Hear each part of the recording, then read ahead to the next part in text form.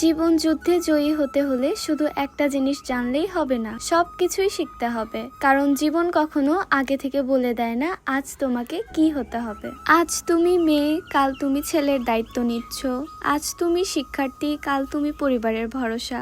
জীবন তোমাকে কখনো রান্নাঘরে দাঁড় করাবে, আবার কখনো মাঠে, কখনো রোদে, কখনো ঝড়ে। তাই একটা কথা মনে রাখো, যে সব শিখে সে কখনো হারায় না, সে শুধু সময়ের অপেক্ষা করে জেতার জন্য। কারণ শেষ পর্যন্ত জয়ী তারই হয়। হ্যালো এভরিওয়ান, আসসালামু আলাইকুম।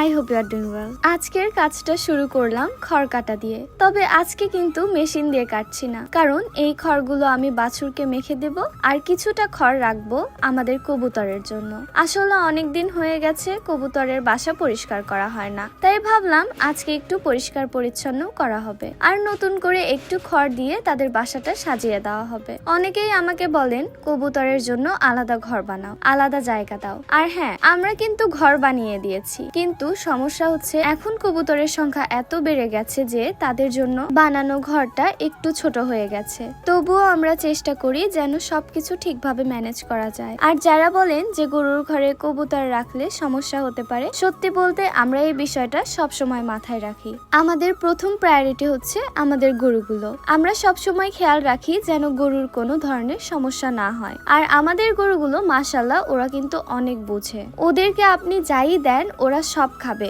এমন না। খাবারে যদি একটু গন্ধ থাকে, যদি একটু অস্বাভাবিক লাগে, ওরা কিন্তু সেই খাবার ছুঁয়েও দেখে না। মানে ওরা নিজেরাই বুঝে নিতে পারে কোনটা তাদের জন্য ভালো আর কোনটা ভালো না। আর আমরা নিজেরা ওদের খাবারের দিকে অনেক খেয়াল রাখি, কি খাচ্ছে কি খাচ্ছে না সবকিছু আমরা খুব ভালোভাবে অবজার্ভ করি। এই কারণেই আলহামদুলিল্লাহ এখন পর্যন্ত আমাদের গরুর কোনো সমস্যা হয়নি, কবুতরের জন্যও না, অন্য কোনো কারণেও না। আর কবুতরগুলোর ব্যাপারটা যদি বলি, ওরা আসলে বেশি সময় উপরের দিকেই থাকে, নিচে খুব একটা নামে না। এক দুইটা থাকলেও তাদের বাসাগুলো এমন জায়গায় করা যে গরুর খাবারের ওপর পড়ার কোনো চান্সই নেই। তারপরও যদি কখনো এমন কিছু হয়, আমরা সাথে সাথে সেটা পরিষ্কার করে ফেলি। মানে আমরা সব দিক থেকেই চেষ্টা করি যেন গরু আর কবুতর দুটোই ভালো থাকে, সুস্থ থাকে। আপনারা যারা আমার ভিডিও দেখে পরামর্শ দেন, সত্যি বলতে এগুলো আমার খুব ভালো লাগে। কারণ আপনারা শুধু দেখেন না, আপনারা ভাবেন, চিন্তা করেন। আর এই সাপোর্ট, এই ভালোবাসা আমাকে আরো বেশি মোটিভেটেড করে